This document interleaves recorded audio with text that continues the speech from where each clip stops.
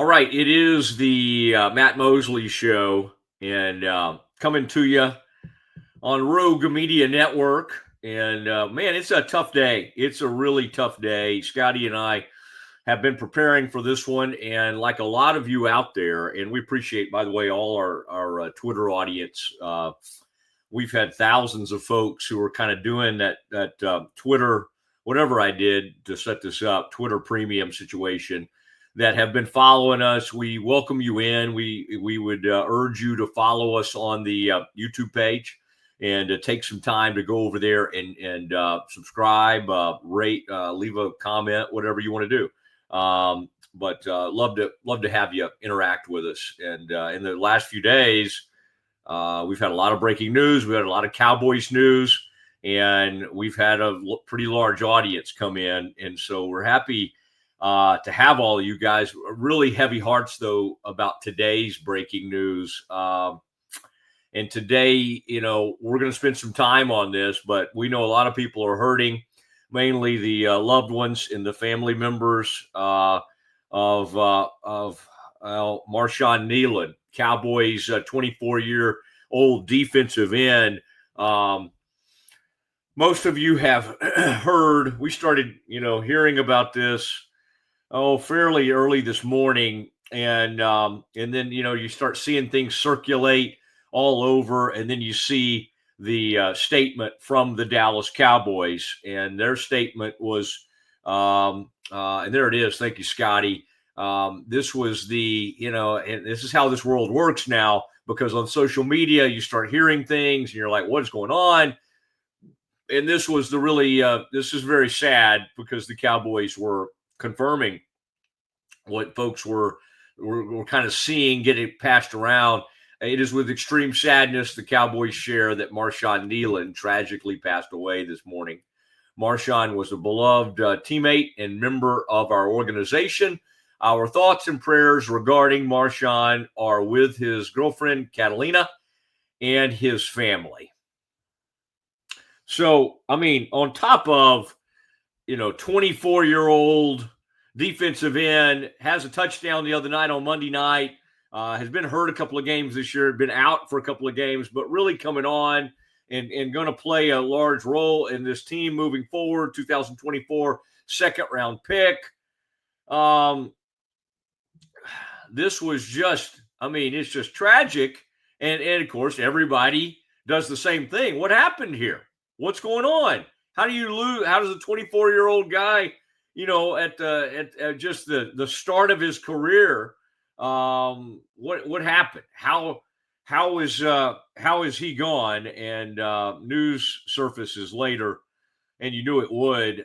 Frisco police, that it was an apparent self-inflicted gunshot, according to authorities. And here is that release from Frisco police. And Scotty and I, even before this came out, were sharing there's some things you can watch in terms of like DFW police scanners in all the towns, all the cities have this. And so we had seen some of what was out there and some of what was being, but in these kind of in these kind of situations, you don't want to be first. I know TMZ and others want to be first. You want to be right, and you want to know exactly what has happened. And so there was that police report, and the department responded to assist the DPS. This is the Frisco police, with locating a vehicle that had evaded troopers during a pursuit, entered the city at approximately 10:39 last night, Wednesday evening.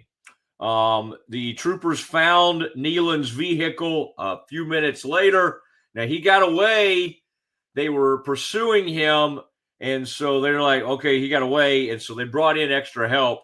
And moments, not that long after that, they found Kneeland's vehicle, which I don't think, Scotty, we've gotten a description of that vehicle, crashed on southbound Dallas Parkway near Warren Parkway. According to the report, Kneeland fled the scene on foot, and officers searched the area with help from K9 and drone units. 3 hours later, Scotty, I mean, if you can imagine that, I mean, this is out by the Cowboys practice facility.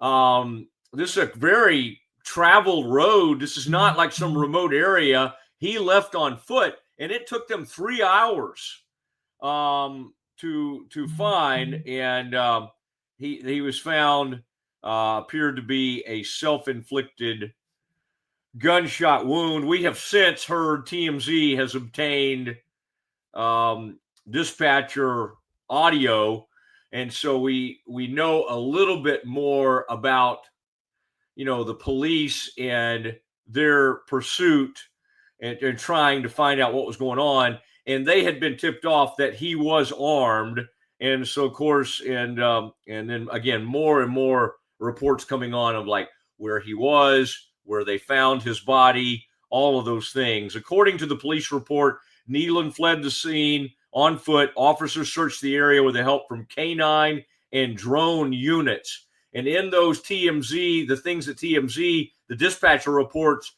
Scotty, we heard that, hey, okay, let's use the drone. Okay, we see something happening. And unfortunately, it looked to be like a portable toilet out in this probably field where he was. And that's where they ended up finding his body. And after they used all the proper precautions and caution, they were able to approach and realize that he was indeed dead. And during this search, they had been tipped off. Officers received information, this again, according to the police reports, that Kneeland had expressed suicidal ideations. Now that we've heard some of these reports on that TMZ thing that's floating around out there, it appears that, he had been reaching out to the family in his final moments to say goodbye. And Kneeland's agent, Jonathan Persley, described his death as, quote, a pain I can hardly put into words. There it is, Scotty. I appreciate that. Jonathan Persley, who represented Marshawn Kneeland and was extremely close to him. I am shattered to confirm that my client and dearest friend, Marshawn Kneeland, passed away last night. I watched him fight his way from a hopeful kid at Western Michigan with a dream to being a respected professional for the Dallas Cowboys. Marshawn poured his heart into every snap, every practice, every moment on the field. To lose someone with his talent, spirit, and goodness is a pain I can hardly put into words. My heart aches for his family, his teammates, and everyone who loved him, and I hope they feel the support of the entire football community during this unimaginable time. I ask that you please give his loved ones the privacy and compassion they need as they grieve this tremendous loss. Boy, I mean, it's this is tough. And the NFL released its own statement saying it was, quote, deeply saddened by Kneeland's death, adding the league has, quote, offered support and counseling resources to the Cowboys. Scotty, making this even, you would like to think that the players and everybody and the coaches could be there together, but apparently because of the bye week, they're not supposed to get together again until Monday. So there'll be some players that are still around that are wanting to come together. But a lot of players, as we sit here on Thursday, were already out and had traveled home, traveled back to their alma maters, traveled to wherever they're from. A lot of Cowboys have scattered across the country as this tragedy strikes. And Scotty, it's just, here they are, we're thinking Quinnen Williams. And again, we understand why you watch these shows. And we will talk about some other things today.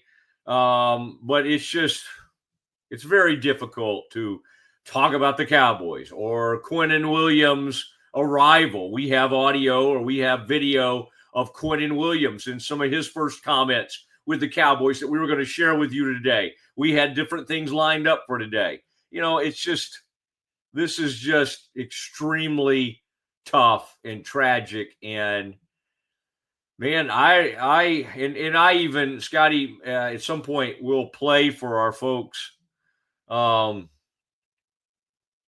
just some of the video that we did, some of the audio that we did with Marshawn Lynch on the Doomsday podcast that I do with Ed Werder. That is right here at Rogue Media Network.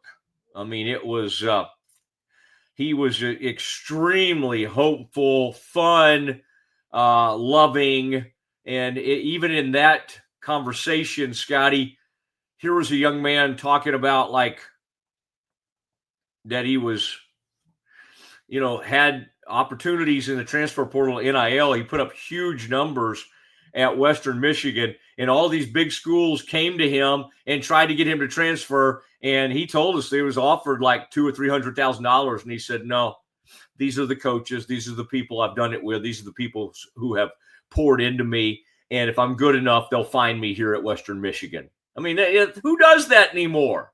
I mean, it's pretty rare. I'm not saying it doesn't happen, but it's pretty rare. And that was the type of young man that he was. Now, Scotty, a statement from the Western Michigan coach, Lance Taylor. "My heart is absolutely broken over the loss of Marshawn Kneeland. Marshawn was so much more than an incredible football player. He was a remarkable young man who meant so much to our program and to me personally. His leadership, energy, and smile were infectious, and he left a lasting impact on everyone in our program. Having coached him during my first season here, we developed a special bond that went far beyond football. His passion for life and his teammates were unmatched. Our entire Bronco family, football family, is devastated, and we send our deepest prayers to his family, teammates, and all who loved him. Marshawn will forever be a part of the Bronco Brotherhood." Greg Ellis had coached, and Greg's a longtime friend of mine. We probably should get Greg on maybe tomorrow or Monday. But he had coached. He had played for the Cowboys, played at UNC, was a first-round pick for the Cowboys back in 1998, and I covered it. I covered him in some of my early years with the team. And Greg's a great, great guy. And Greg's saying what a lot of people are thinking today. I mean, you're seeing some of the players, some of the tweets come in, Scotty, of just it's just gut-wrenching, especially for his teammates. Gut-wrenching for everybody to see the life of somebody young taken in like this. And you're just, and when it happens, you're just kind of like, oh my gosh, if we'd only, and I'm sure everybody's rethinking it. Did I see something? Was there something I could have said? Is there anything I could have done? And that's what happens in the aftermath of these kinds of horrible things. One of the things Greg Ellis said here in this ESPN.com story by Todd Archer, he said, because he talked about working with him and how he was eager to learn. And he said, you hear a lot of things about this generation of players, but that wasn't Marshawn. He was still a yes, sir, no, sir kind of guy. He wanted extra help with things. That was him. Extra stuff, a study film. He went on to say, I wish I would have or could have done more to help him in other areas of his life. Scotty, you can't help but think when, these young folks are dying, he's not the first to take his own life. And he won't be the last, sadly. And I think of these former players that are in their 40s or their 50s that are struggling like crazy and are having mental health issues. And we know now, because of the studies and concussions and everything, that CTE and things are involved with that. And those are heartbreaking. But it really, again, we don't know. I want to say, we don't know if it was CTE. People have mental health issues without playing football, without having the collisions and have the hits to the brain. I'm just saying it's sad and it's not normal for any young person to take their life. But Scotty, it's in mental health affects people that it's not just about football players or athletes. I mean, my gosh, at any age, and it just reminds us to try to remind other people, reach out. You got to seek help. You gotta reach out to your friends. You gotta, I think when you're probably going through horrible things, and we don't know exactly what all led up to this decision with Marshawn, Marshawn Kneeland, but the tendency for people going through tough times with mental health struggles is to withdraw and to be away from people, and you don't want to see people, and you want to present and that's the whole thing about social media. You always want to present yourself as like at the greatest moments, right? Oh, look at this, look at what we're doing. We're out celebrating, or we're on some trip or whatever. You don't always want to put out the darkest moments. And then even when people are willing to share some of their struggles, they also know that there are going to be people out there in social media like, ooh, too much. I don't know. Man, there are always people out there that will help you. And this is it's a tough day for the Cowboys organization. Kneeland's friends and family. And I think, Scotty, the thing that really gets you is I think the thing that people have such a hard time understanding, and we just don't, we may never understand, but it's like, he's 24. He's with the Cowboys, got this huge platform. He's making great money. He can drive any car he wants. He can live anywhere. And it's just a reminder that wealth and fame and all that, I mean, by the way, that brings on its own other set of issues to deal with. This thought that because you have money or because you have fame or whatever, that everything is solved is not the case. And, all you have to look is to, Dak Prescott dealt with losing his brother to suicide. And he's been very, very upfront and out there with mental health and talking about it. And it's very important to talk about. And I think it's become, one of the best things in professional sports and college sports and everything is people have been more open to talking about it and to saying, hey, I've gone through some stuff. Here's what I've dealt with. I'd like to share it and be there and hopefully help others.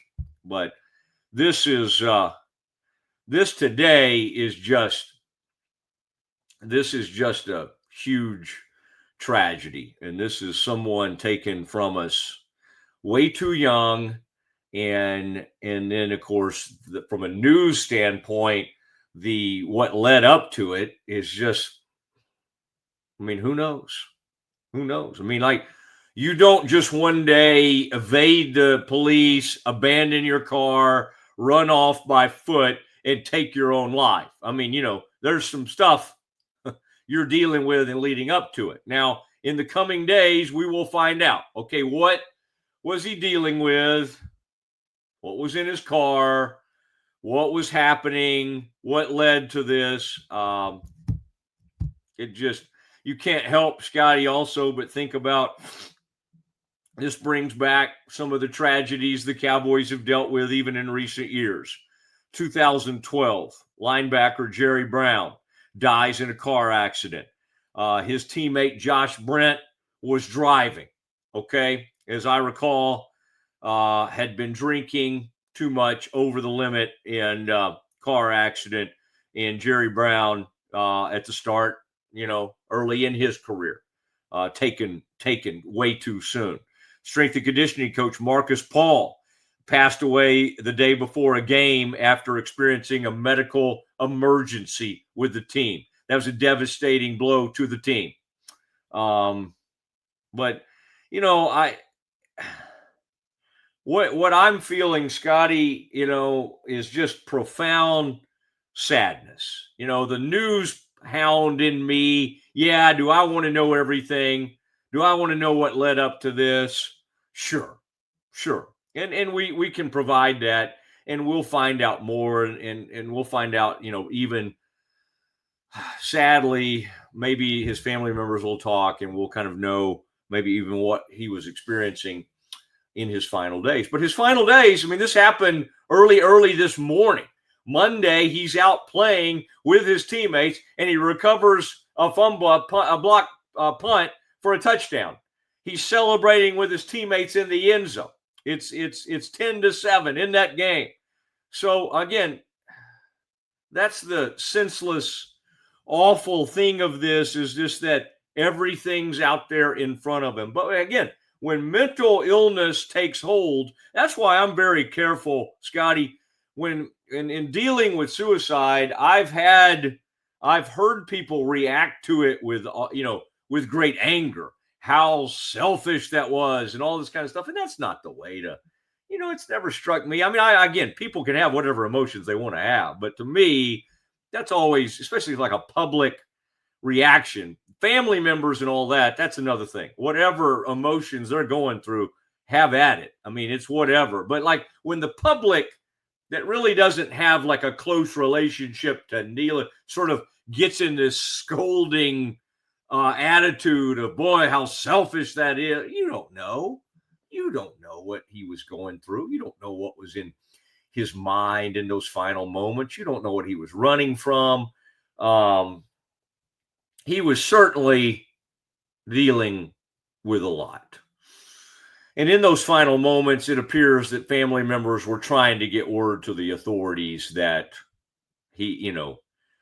we're getting these text messages. And again, that's come from this TMZ report via, and I normally would not be like, oh, let me give you what TMZ is saying, but I've listened to it, and it is the dispatcher reports. I mean, you can't listen to this stuff without realizing that it's real. Now you think, how does TMZ get that? I don't know. Do they pay for stories? Of course they do. Do they, do people leak things to them that shouldn't be? Yes, absolutely. But it's happened. Reporters for years, we've tried to pursue these stories and get our hands on anything we can. But as reporters and as a longtime reporter, I would just say in these instances, and that's why even when Scotty and I were texting back and forth about the story this morning, the key is to always stick with the police reports. And that's, and hey, you say, well, Matt, a police report could be wrong. Sure. But that's, they'll have to come back and correct it if it's wrong or something. But this is the police report. And again, this is just and there it is. Thank you, Scotty. I was sitting here looking at it on my screen, and there is the Frisco police, and they're investigating that. And Scotty, we'll keep our eye on usually when there's a high profile something like this, the police department might hold a press conference. I'm almost a little surprised we haven't seen anything today. We'll keep our eye on that, because that's something we would certainly want to bring to you as we react to this.